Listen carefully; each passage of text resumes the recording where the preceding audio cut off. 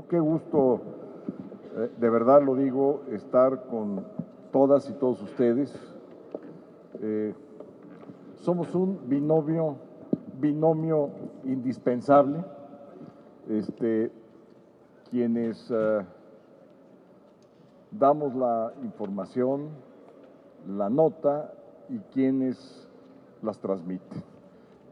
Y para que nuestro trabajo funcione, pues requerimos obviamente de que esas ideas, esos posicionamientos se transmitan, porque pues de otra manera quedarán entre nosotros y el impacto será nulo.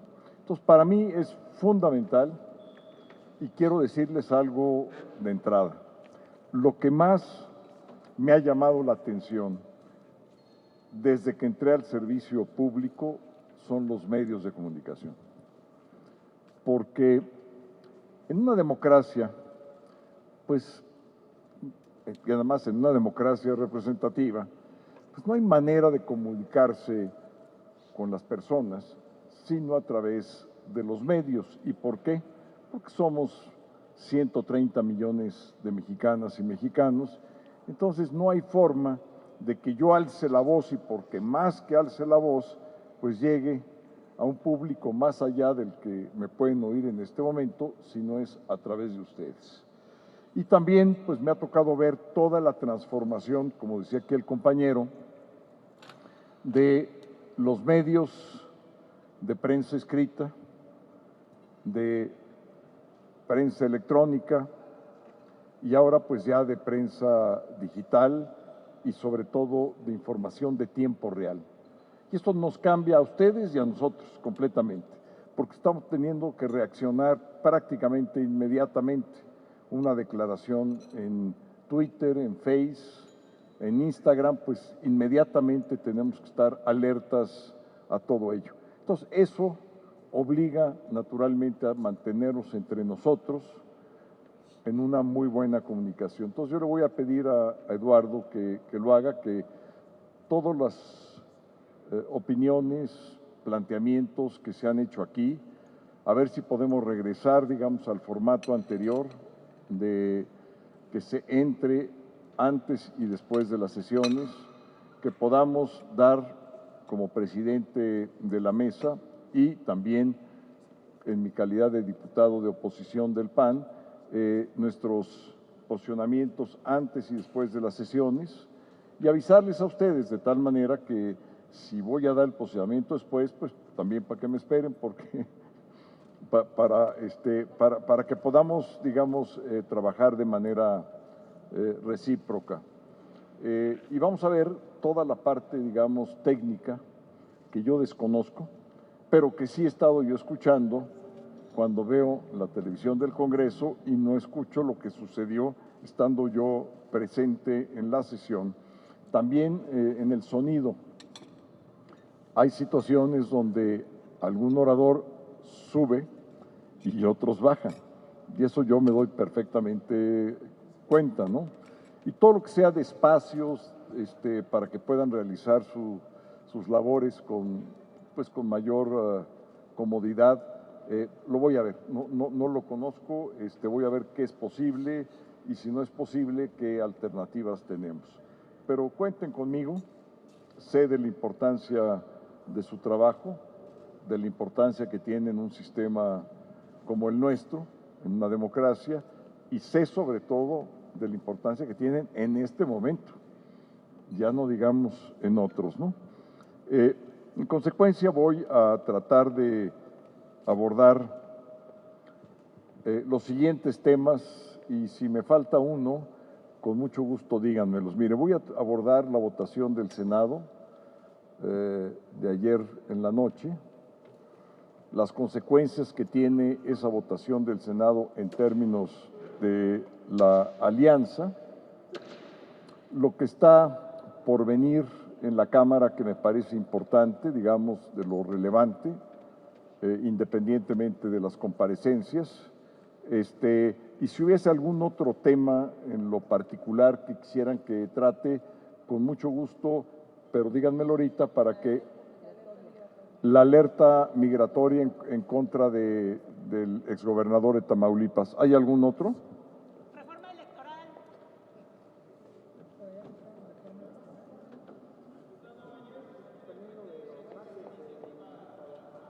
Presidente de la Cámara. Ayer el PT presentó una iniciativa para prohibir al presidente de la Cámara interponer controversias constitucionales. Eso obviamente no lo presentaron el año pasado cuando estaba un representante de Morena en la presidencia. Saber qué opinión le merece. Gracias. Con mucho gusto. Muchas gracias, diputado del canal del Congreso. ¿Que nos pudiera dar alguna apreciación sobre este tema del espionaje que ha salido, pero ahora en particular con legisladores?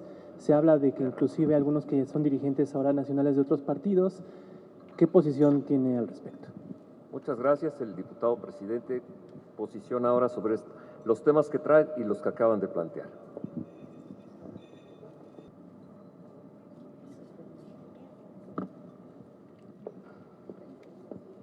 Lo del Senado de ayer por la tarde y anoche.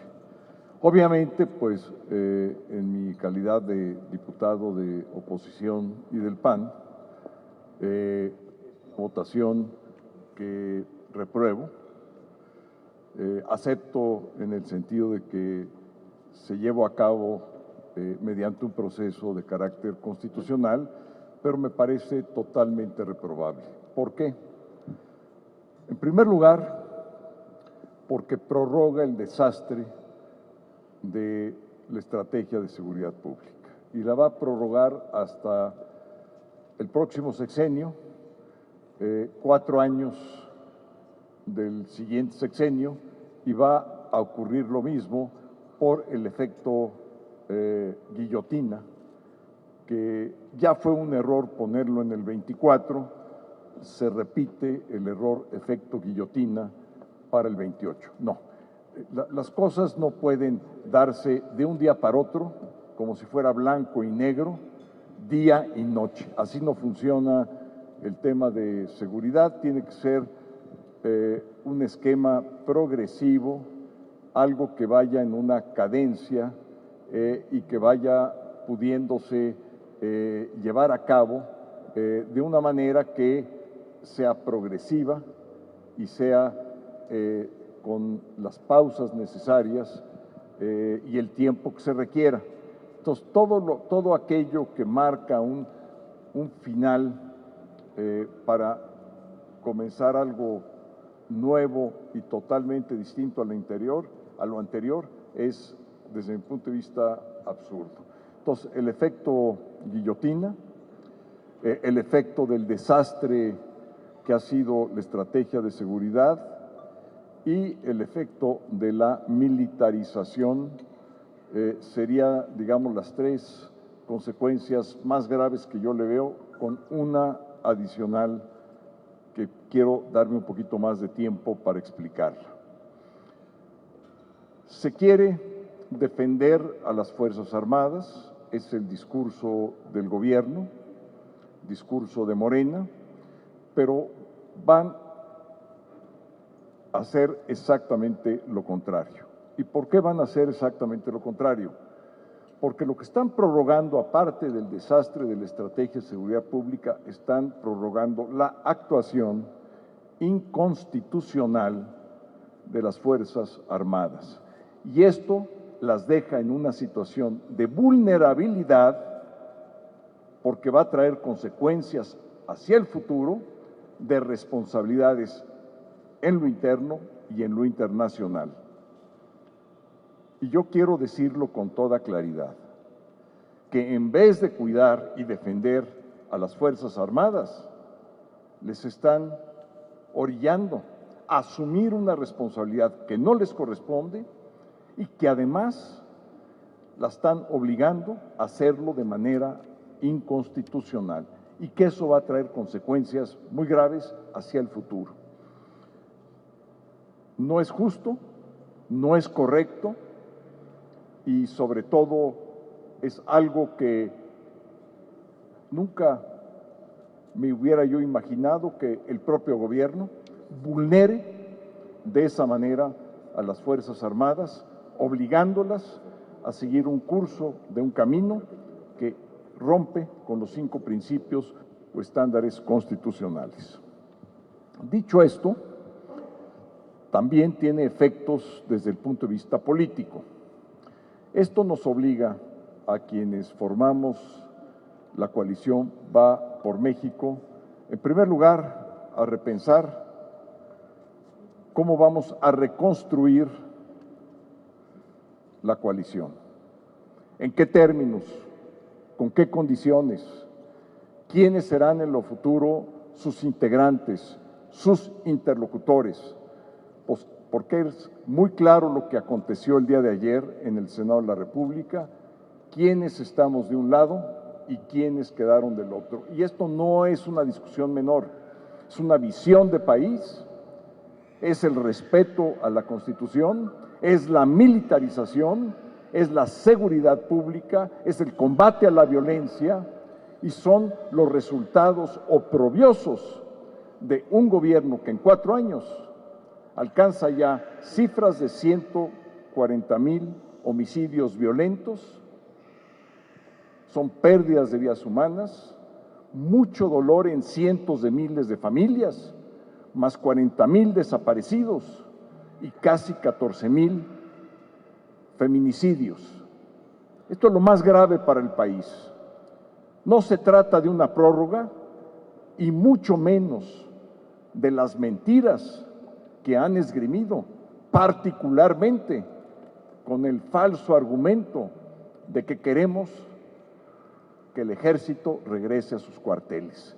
Eso no es cierto, ni va a suceder, ni puede suceder, porque tiene obligaciones el ejército, las Fuerzas Armadas, de cuidar todo el territorio de manera permanente y además cuidar la seguridad interior del país. Si una vía de comunicación se interrumpe, eso no es seguridad pública, eso es seguridad interior. Si una porción del territorio está tomada por el crimen organizado, eso no es seguridad pública, es seguridad interior. Entonces, buena parte de lo que acontece con el crimen organizado tiene que estar las Fuerzas Armadas presentes, activas e intervenir. Esa no es la discusión, presidente de la República. La quiere llevar a ese rincón, porque así le conviene políticamente ponernos en contra de las Fuerzas Armadas. Pero hay que decir la verdad como es. Nadie, en su sano juicio, desea que las Fuerzas Armadas no salgan de sus cuarteles, no salgan a cumplir sus funciones de seguridad nacional, de seguridad interior, y cuando el país entra en situación de desastre. Eso lo sabe usted, lo sé yo y lo sabemos absolutamente todos. Por el lado de la coalición, amerita una reconstrucción, no puede quedarse así. Ninguno de nosotros hemos cumplido a cabalidad y hemos honrado nuestra palabra, nuestros compromisos, nuestra plataforma. El artículo 19 que les leí el día de ayer con mucha claridad, no podemos permitir que quienes suscribimos, nos comprometimos y honramos nuestra palabra a cabalidad, ahora nos pidan que sigamos con la alianza en los mismos términos y en las mismas condiciones. No, representamos una visión de México y pensamos que es la visión opuesta a la del régimen, opuesta a la que está planteando el presidente López Obrador, y que somos la auténtica oposición, junto con quienes han votado en contra de esta reforma de los distintos partidos. Aprovecho para hacer mi reconocimiento a las senadoras y los senadores del PRI, a las senadoras y los senadores de Movimiento Ciudadano, a las senadoras y senadores del Grupo Plural y, por supuesto, mi reconocimiento y agradecimiento a todas y todos los integrantes de mi grupo parlamentario en el Senado de la República. Votaron correctamente, votaron en contra de un régimen y de una mayoría, a pesar de todas las presiones, y de todo lo que ha venido ocurriendo en los últimos días. Y esto me lleva a hablar del tema de la alerta migratoria. Es claro que esa alerta migratoria en contra del gobernador Cabeza de Vaca se da a menos de 24 horas que su hermano en el Senado vota en contra de la prórroga planteada en el artículo 5º transitorio.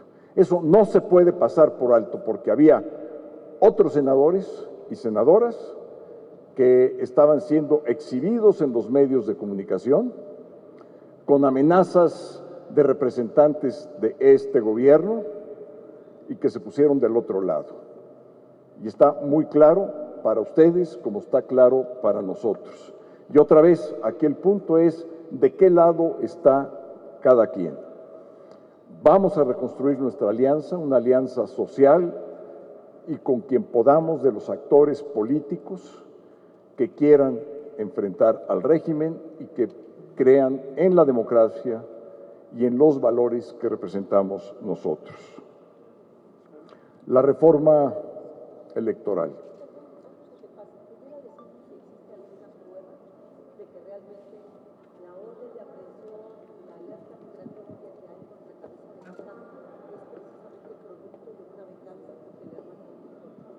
Yo lo que le digo, no, es que yo no dije eso, yo dije eso, es una coincidencia,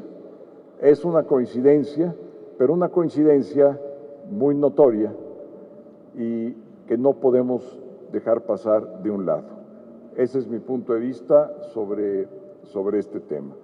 En términos de la reforma electoral, que quede muy claro, si es una reforma que va a afectar la independencia, que va a afectar la autonomía del INE o su integración o sus facultades, o que le va a impedir hacerse cargo de los procesos electorales en debida forma, o si se le va a mermar algunas de sus facultades claves, estaremos por supuesto en contra.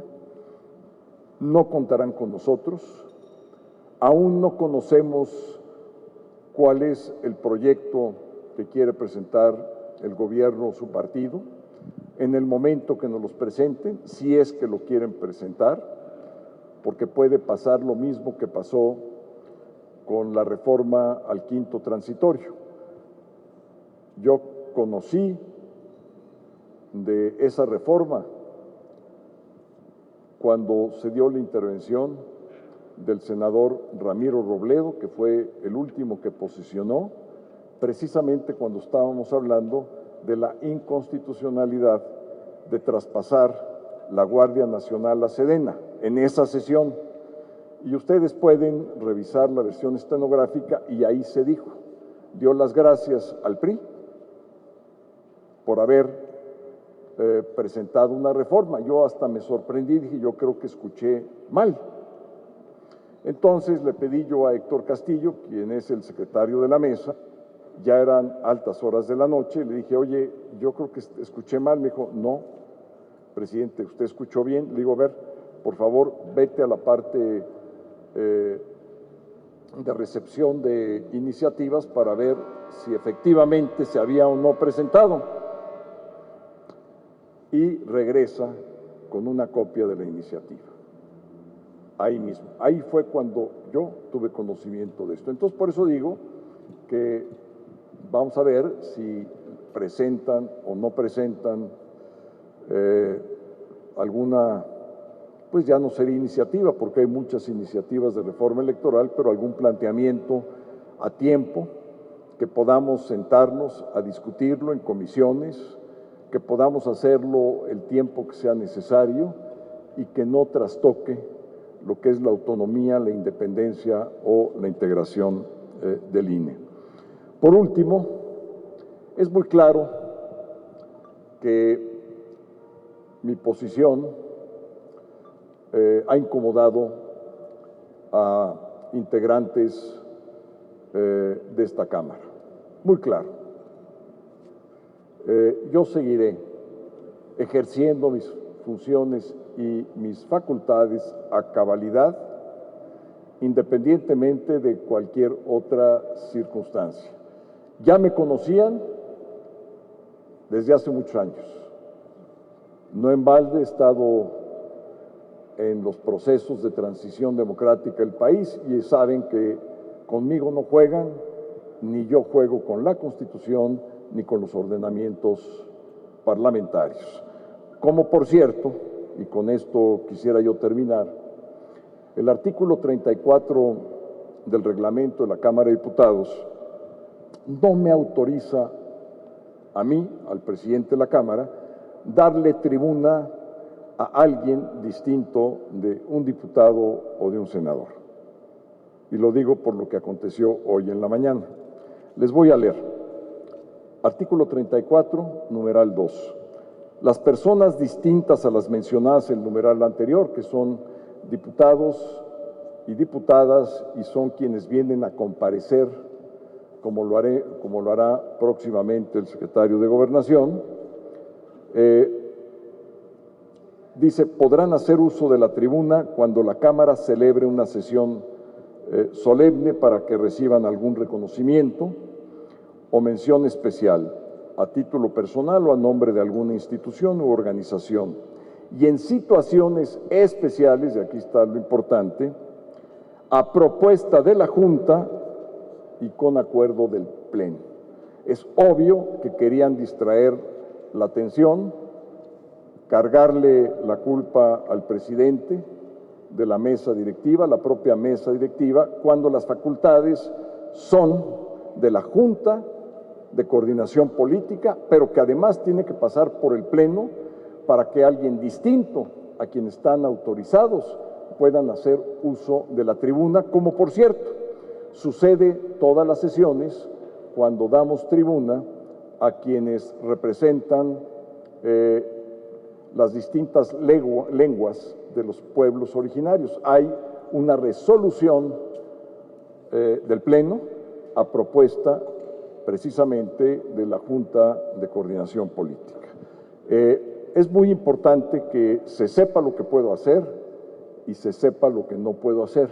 Y por supuesto que puedo presentar controversias en el momento que así lo determine, porque considere que deba yo defender lo que es la competencia y las funciones constitucionales de la Cámara de Diputados, y no lo dude. Lo haré cuando sea necesario, a pesar de que algunos o la mayoría pida mi remoción. En esto yo no juego. Yo no vine aquí para quedar bien con unos o con otros a costa de cumplir o no con mis responsabilidades. Y quiero dejarlo muy claro, que presenten la iniciativa, a ver si tienen las 2/3 partes, y si las tienen, ya veré yo qué decisión tomo. Porque quitarme facultades en estas condiciones, y sobre todo las que está viviendo el país de esta naturaleza, me parece a mí de lo más grave. Ya están aconteciendo situaciones graves de por sí mismas para quererle restar a alguien que emerge de la oposición, que es presidente de la mesa directiva y que quieren acotar sus funciones. Ojalá y sea una iniciativa de carácter individual, no voy a hacer yo más especulación, y que en eso quede. Si no queda, y ya platicaremos y lo haremos además con mucho gusto y con plena convicción de mi parte. No me resta más que agradecerles su presencia. De verdad vamos a buscar trabajar muy de cerca y me llevo todos sus planteamientos.